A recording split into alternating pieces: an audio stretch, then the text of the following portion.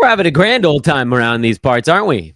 Oh, I'll answer that question for you. We are having a grand old time here on Old Man Squad Fantasy Basketball. I'm Dan Vespers. Thanks as always for tuning in, everybody. Please hit that like button, and more importantly, subscribe to the YouTube page. Subscribe to the podcast. The YouTube feed right now is crushing it. Noah's rookie guard rankings just dropped. Adam King's first mock, the first mock of the year. You can always count on my good boy Kingy for getting you that first mock. He's ahead of the curve on that one. After the NBA draft, that's that first mock. We got full rookie rankings on our YouTube page. The new round one hits and misses, trade talk, targets, and so much more. Today, we're going to be talking about the news because the news is a lot, and it's only going to get more over the next few days because tonight, NBA free agency moratorium begins. But we know the moratorium is when everything gets announced anyway. So it's not like, DeAndre Jordan was like the one time that something didn't actually happen the way that it was slated to happen. So buckle up, everyone. We've got probably an entire week coming up here where we're just going to be going through NBA news. Today, I got 5 things I want to cover. 1, 2, 3, 4, 5. And the first one is that Lonzo Ball was traded from the Chicago Bulls to the Cleveland Cavaliers for Isaac Okoro. I don't really care about the Isaac Okoro part of this thing. I'm sure he'll get mushed into a whole bunch of other wingy players in Chicago. The Lonzo side is the more important note here because Darius Garland is out. And we don't know exactly how long, but we know it's likely to last into the beginning of the season. Does Lonzo have the fantasy profile anymore to put up stats in more limited minutes? Probably not. But he does still have the ability to do stuff when given more playing time. And we saw a little bit of that this year. He was number 143 in 9-cat. In about 22, 23 minutes a ball game. There were stretches in there where he got up into the 24, 25 range. And at that point, he was kind of nuzzling up against top 100-ish type of value, but it also bounced around quite a lot. There were times where he was playing 24, 25 minutes, but he was only shooting 35% from the field. And so that was this big drag where even getting to 41, 42% would have made a big difference. Also, playing alongside Kobe White, Josh Giddey, etc., so on and so forth. He wasn't really a point guard in the way that he was during previous iterations of the Bulls or just previous iterations of Lonzo. So the good and the bad on the Lonzo Ball situation going to Cleveland is that however long Darius Garland is out, Lonzo's probably going to have a chance. I don't know if it's going to be to start, but it damn well might be to start if they want to run a point guard next to Donovan Mitchell and play probably 25-ish minutes per ball game. The downside is he's not the same Lonzo he was before missing, 3 damn years of basketball. He's not going to be a guy who gets you 6-7 assists per game anymore. He's not going to be a guy who's racking up whatever. He's not going to rebound as well as he did before, but he's going to hit 3-pointers. He's going to be a decent source of steals. The hope is that in a better situation, which I'm hoping that also Cleveland qualifies as, he's the point guard and he's getting to initiate to other guys that are really good as opposed to Chicago where the other guys were both the creators and the initiators. Does that then equate to 3.5 to 4 assists instead of 2 to 3? So those little things can add up. I don't think it's going to be great for Lonzo. I don't think this is going to bust the door down and he's going to all of a sudden be a top 80 guy. But I do think that at the beginning of the season, and we're always hunting for somebody that can get you anywhere from 3 to 5 assists at the end of a draft and do it efficiently. He has the fantasy profile to kind of be a little bit like a Mike Conley with far more injuries, but way less age. However, that probably evens out, I guess. And what if something breaks the right way? What if Garland has to miss more time? And what if Lonzo just looks healthier next year than he did this season? And what if he shoots 43% instead of 36%? And what if he gets to take 10 shots consistently in let's say it ends up being a starting role? then you have a chance to maybe do kind of what we thought we were going to do with Al Horford this year, which was just ride him until Kristaps came back. The hope was that Horford would be more like a top 60 guy during that stretch. He got up in that range. I think with Lonzo, you're probably gunning for like 80 to 100 as a good case scenario, and more like 100 to 120 as a more attainable scenario. So it's there, and it's interesting just from a standpoint of, oh, look, Lonzo Ball's on the move, but from a standpoint of, is this something I need to, mortgage my future to get, or even, frankly, spend a last round draft pick on? I don't know that you need to necessarily do either of those things. Bet Online. That's right. It's that time. Continues to be your number one source for all sports betting action. Sure, basketball is over, but everything else is still going. You got baseball rolling along. Not as many games, mind you, today, since it's Monday. Monday and Thursday are sort of the halfer days in the MLB. As I'm recording this podcast, you can get down on Wimbledon live right now. What the hell do I know? Use the end of an old joke again. What the bleep do I know about tennis? I don't know anything about tennis, but I do know that somebody named Brooksby is up 2-0. And if you wanted to lay crazy chalk, you could bet a minus 833 that he's going to finish off somebody named, looks like Grixpoor. Who are they? I don't know. I have no idea. You think there's going to be a big comeback? Maybe. Again, I don't know. But you got 8 baseball games. You got 21 soccer things you can get on. You got 16 mixed martial arts things that you can bet on. All of that is available over at Bet Online, including live in-game betting, the latest odds, news, scores, and your top choice for all sports wagering information. And if you don't want to wait for a sporting event, go to the Bet Online casino for Vegas-style games like poker, a live casino with other people, blackjack, and more. Plus, for a limited time, head to the website today. Take advantage of the industry-leading VIP program with those sweet level-up bonuses and cash boosts. That's my favorite thing to do. Those are the ones that get you better odds on your wagers. Bet Online. The game starts here. Next story I want to discuss is Collin Sexton. And actually, as I'm talking, the Utah Jazz are continuing to sort of peel off bodies.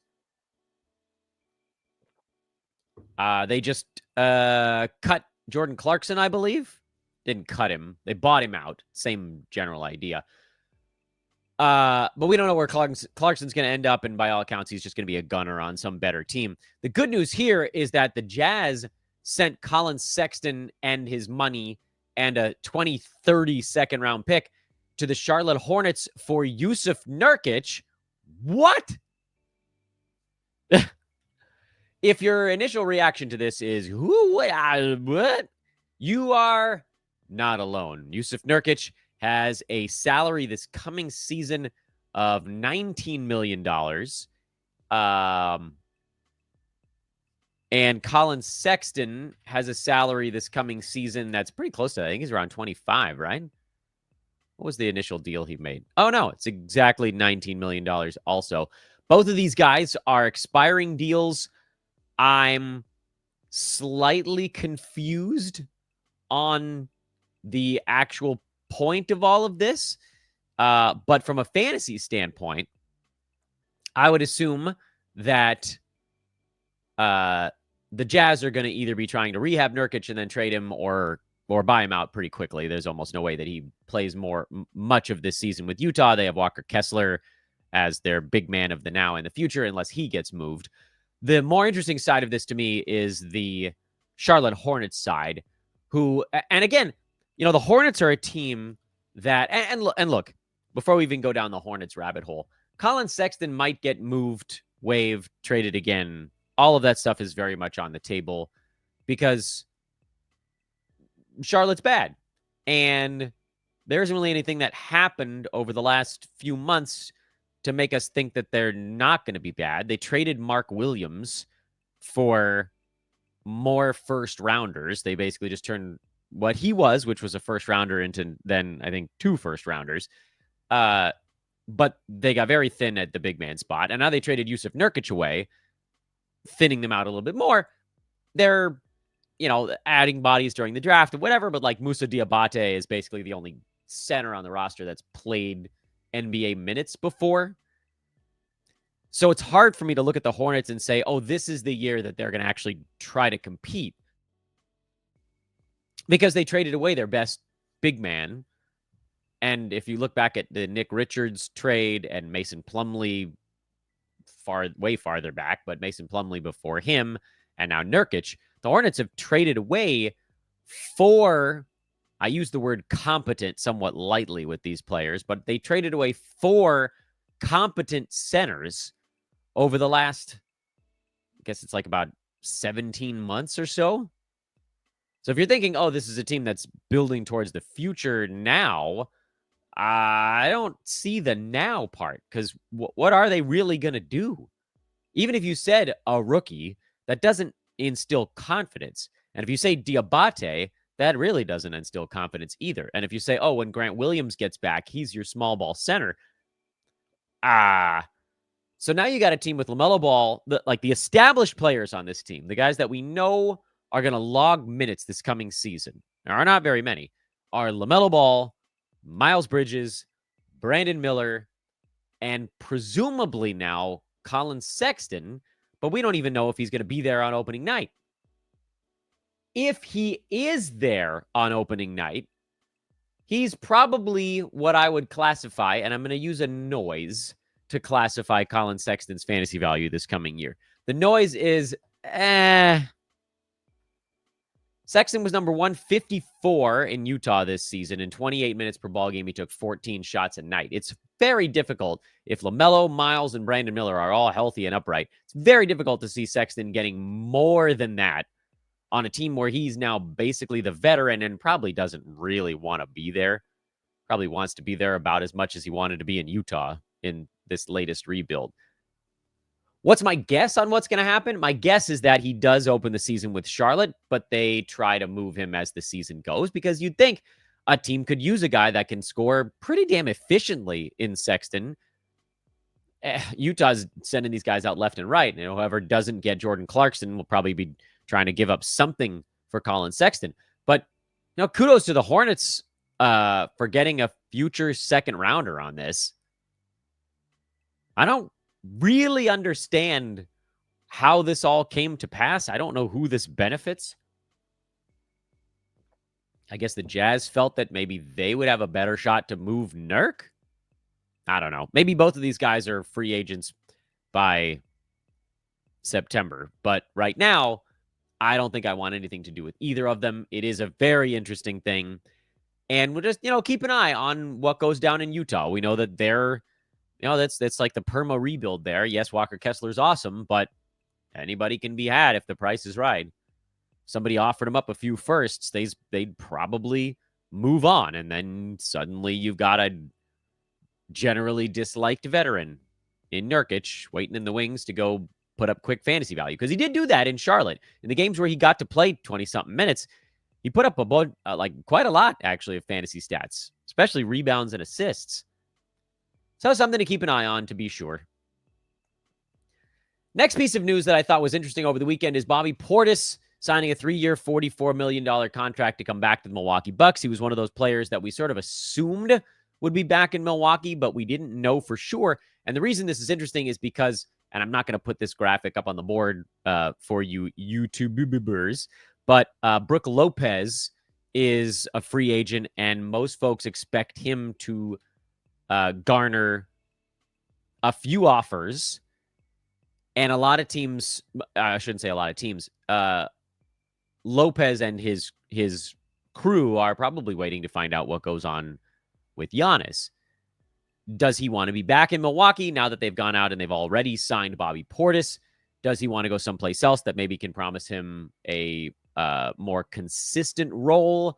Or does he want to go to a team where he thinks he's going to have a better shot to win if Giannis is gone? Obviously, with Damian Lillard out for the year, Giannis is a very good piece to have, but can he do it without any real running mates now? Because Chris Middleton got traded, but he was a shell of himself for a couple of years, and Drew Holiday got moved in the Damian Lillard trade, and Dame is out for the year. I would not be at all surprised to see Brook Lopez end up somewhere else, which rolls us back around to the Bobby Portis part of this discussion. The big issue with Bobby Portis is that his fantasy game is somewhat limited in that he's mostly a points rebounds guy. He'll do a little bit of other stuff, but it's very much a little bit. He does, however, have a, minimal conscience. He took 12 shots a game in only 25 minutes a night. That's a very high number. Point of comparison, a guy that rarely likes to shoot, Keon Ellis took 6 shots in almost the exact same amount of time as Bobby Portis on the floor. It's hard to jack up 12 shots only playing 25 and change minutes per ball game. I could try to figure out who the players are that were in that range and how many of them actually got 12 shots up. And I think the answer is Bobby Portis. Because, if you look at the other players last year that averaged, and this isn't the entire league, this is just looking at the top 175-ish fantasy players, but presumably this would cover most of them. The other guys that played about the same number of minutes as Bobby Portis did this year were Jeremy Sohan, who, I'm going to try to list players that you think of as rotation guys. And Sohan took 9 shots a game. D'Angelo Russell, who you'd think would be right up there with Portis, and he took 11. Santi Aldama took 10. Quentin Grimes played 27 minutes, so now you're sort of eclipsing him a little bit, and he took 11 shots per game. The closest player in minutes and shots, if you want to try to let's start with shots. The closest player, rephrase it. The player that took more shots than Bobby Portis at the closest number of minutes to him was Alex Sarr, who took 12.4 shots per game this last year in 27 minutes per game. So yes, an extra minute and a half, meaning if Portis did that, he would have probably taken more shots. Klay Thompson in 27 and about 20 seconds or so took 12.2. Emmanuel Quickley, 13. He was over 13 shots per game, but now you're up near 28 minutes a night. The guys immediately around Bobby Portis mostly took about 9 shots a game, and he was at 12. So he's out there, and he is firing.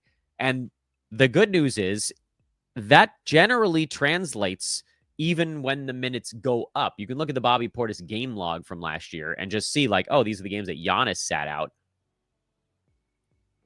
And all of a sudden, he's jacking up 15, 16 shots a night. So, I'm not a massive fan of Bobby Portis's fantasy game in sort of the technical sense because, again, most of what he does is decent percentages, but not outstanding. He was at 47 and 84 were the splits last year, which, pretty good, but not great. Doesn't get many steals or blocks, doesn't get many assists, doesn't make a ton of three-pointers.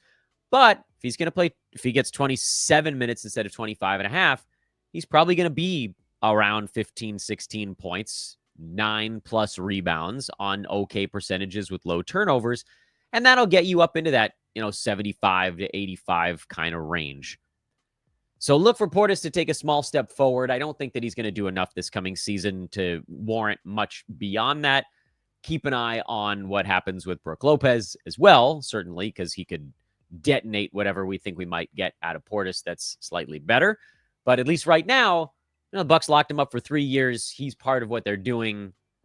We're going to keep tabs on the center stuff there, but right now he's a guy. And heaven, if Giannis leaves that team, he'll go absolutely crazy. Here's one that I wanted to put up, and this one's not going to take all that long. Day'Ron Sharpe is signing a 2-year, $12 million deal to come back to the Brooklyn Nets. This is a quickie because he's not a fantasy relevant player when the Nets are trotting out most of their team. This last season, he was number 168 in 9-cat in about 18 minutes per ball game. He was a little bit better than that down the stretch because his minutes were a little bit better when Brooklyn was playing everybody 20 minutes a night. He got 19 minutes during that stretch, and he was number 136. The reason I bring up Day'Ron Sharpe is, two. There are 2 reasons. Reason number 1 is that he does have a very translatable fantasy game. In his 19 minutes a night, over the season's final 30 games. He averaged 8 and 7 with a steal, a block, and 55% shooting. He also does step out and shoot the three-pointer, although admittedly he did that more like at the very end of the year. And you can go to the very end. Last 15 games, he was up around 20 minutes per night, and that was still basically 8 and 7 points, but now 2.2 defensive stats that kind of went along with it. He's not a bad passer for a big man. Averaged more assists last year than Portis in 6 minutes less. While we're talking about Bobby Portis a couple minutes ago. But Daron Sharpe's decent fantasy stat set is not the main point here. The main point is what happens to Nick Claxton. Is this a guy that really wants to be with Brooklyn through what appears to be more the front end of a rebuild than the back end? Because, they're still kind of trying to add assets. And sure, they were like kind of decent enough last year to compete for a while until they started playing everybody for half ball games. But they're moving bodies. They got rid of Dorian Finney-Smith. They are Cam Johnson, we know, is on the trade block. And Nick Claxton has this coming season and 2 more years left on his deal that, mind you, does descend in value. He was it was 28 last year, 25, 23, 21 is his contract over the next 3 seasons. So, that makes him an easier piece to either retain or trade. But how badly does he want to sort of slog through this? Nick Claxton's not an old dude. He'll be 26 this coming season. This is his age 26 year. But, does he really want to be in Brooklyn, age 26, 27, 28, right into his prime when the team still isn't attempting to win? That makes me think that he's a guy that they are at least entertaining the idea of moving. And we've heard him linked to the Lakers before, although the next player and the last player we're going to talk about on today's show is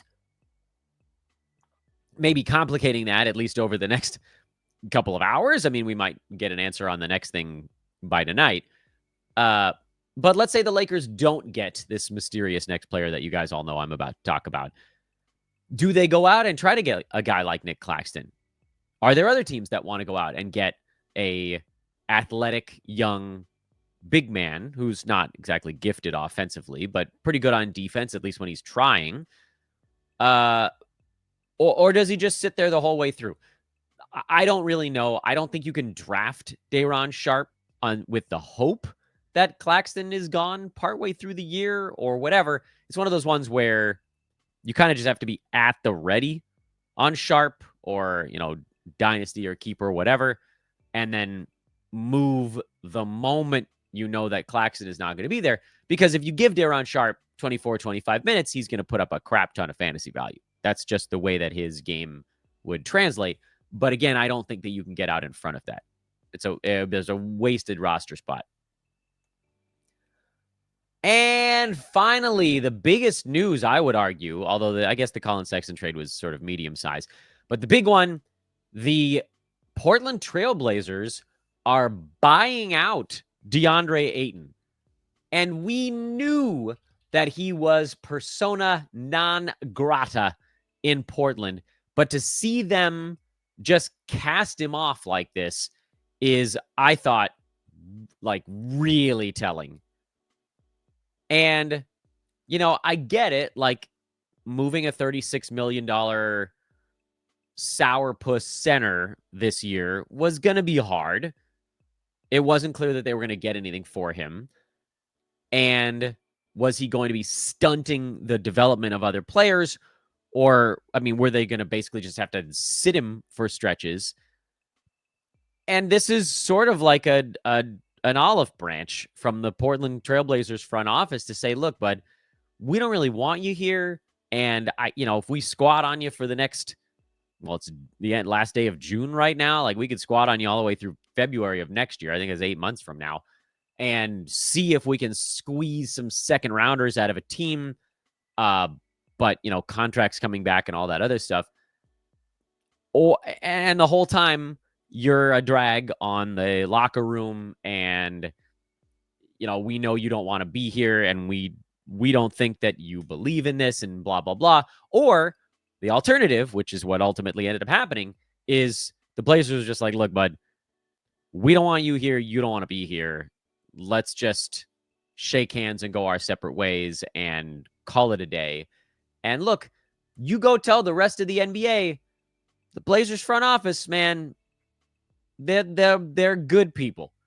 Because that stuff actually does matter. You build up some goodwill across the NBA with agents.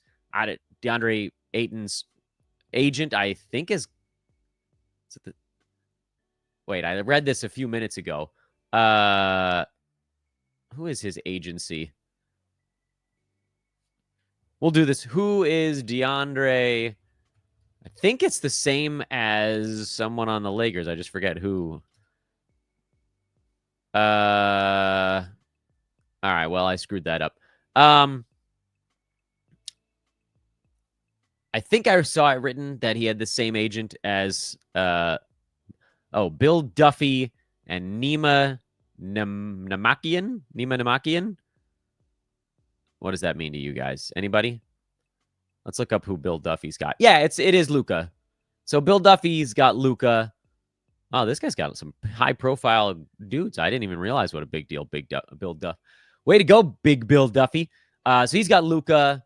He also has Anthony Edwards, Zion, Scotty Barnes, R.J. Barrett. Those are the biggest ones. Chet Holmgren, if you're looking at some young guys coming in. Nice work, Bill Duffy. You've done well for yourself. So now you got a guy who, with the same agent as Luka Doncic, who suddenly became a free agent. Let's just think through how this could go. I was, prior to this news breaking on Ayton, was that yesterday? Yeah, that was yesterday on Sunday. Saturday and Sundays all mush together for me, especially in the summer. DeAndre Ayton is now going to go play at a place that wants him. For the first time, I would argue, in at least 2, maybe 3 years. And that's not a shot at any of the teams involved. It's just that, you could see that Phoenix was sort of done with him before he got moved. Because he was with Phoenix, he was with the Suns for 5 years, and he still got plenty of opportunity in his final year in Phoenix. But it felt more like they just wanted to, they had no choice, basically. He's never been particularly healthy, other than the post-COVID year. He played 69 out of 72 ball games. That was a pretty good one for him. And so now you're looking at, the years after that in Phoenix. His last 2 years with the Suns, he didn't seem like they really wanted him there all that badly. The 2 years in Portland, I don't think they really wanted him there all that badly. So from a mental standpoint, DeAndre Ayton's now going to go to a team that wants him for the first time since probably 2021. And he's going to be in a place that he wants to be for the first time probably since 2021. And that stuff emotionally matters. As someone who has an 8-year-old and a 5-year-old, I can tell you that the emotional side of things is a really big deal. And not to say that DeAndre Ayton has the emotional intelligence of an 8 or a 5-year-old, but I don't think he's, I don't want to get in trouble for how I phrase this, but I doubt that most would call him one of the most emotionally mature players in the NBA. So this type of thing, it's an opportunity for a fresh start. I had, like I said, prior to yesterday, sworn him off. There was no way, no matter how late he was going in drafts, there was no way I was touching DeAndre Ayton this coming season, because you knew the Blazers didn't want him there. They were going to just send him home. They don't want to play this dude. They have Donovan Clingan to develop at the big man spot, and DeAndre Ayton has been a pain in their butt for a couple of years with less than max effort. But now, someone's going to sign this dude that's going to promise him a whole lot of playing time and a bunch of opportunity, because that's where he's going to go. He's not going to go be a backup someplace. And as much as I cannot stand DeAndre Ayton's attitude over the last little bit, if you go back and you look at his fantasy stats, there's a lot to like there. When he was playing 30 minutes in Phoenix, or frankly, even his first stinking year with Portland before the shutdown and then the give up. This is a guy that is a top 50 fantasy player. And you really only need to go back 1 year to see it. Not this season, but last year, the prior year in Portland, he played 55 games because that's always been a thing. But he averaged 17 and 11 with a steal, just less than a block, and great percentages, 57-82 splits. That's amazing for a big man. So good foul shooter, not a great shot blocker, but if he can wedge his way up near 1 a game, that's huge. Do those steals hold? Probably not. That was unseasonably high. But everything else is pretty repeatable if he's going to go get starters center minutes on whatever team. You can dream, and as a Laker fan, I mean, is this the guy really that you want? But just for him, fantasy-wise, that's the perfect spot. It's a perfect spot. Lakers haven't had a big man other than Anthony Davis, who's obviously a very good one, but they haven't had a center on that team in forever. Dwight Howard in the championship year? Deandre Ayton is also very good on offense, which if you're looking for like who to pair with Luka Doncic, somebody that can roll to the rim, hit a short mid-ranger. I wouldn't send him too much farther beyond that, but like you want a guy that can go to a lot of spots, that can run a pick and roll with your big man, that's the guy. Jackson Hayes had an area he could shoot in that was about the length of his arm from the rim. If he could reach the rim, he might be able to make the shot. Deandre Ayton, you know, you can put another 15, 16 feet beyond that, and he's still competent. So put him there, and don't be blown away if he rockets right back into the top 50. I don't know if he's going to be able to stay healthy because I don't really know what his body can handle when the stakes are high, which makes him a complicated head-to-head draft pick. But depending on where he lands and depending on where the ADP settles, he may end up in the Jarrett Allen corridor, which for those of you that are joining us for the first time, and I like to try to treat every podcast like someone is listening for the first time, the Jarrett Allen corridor is basically just a run between about pick 35 and about pick 60, where there are like a solid half dozen or more very safe centers with minimal downside and not a ton of upside that I'm quite comfortable with you drafting basically anywhere between the end of the 3rd round and the middle of the 6th round.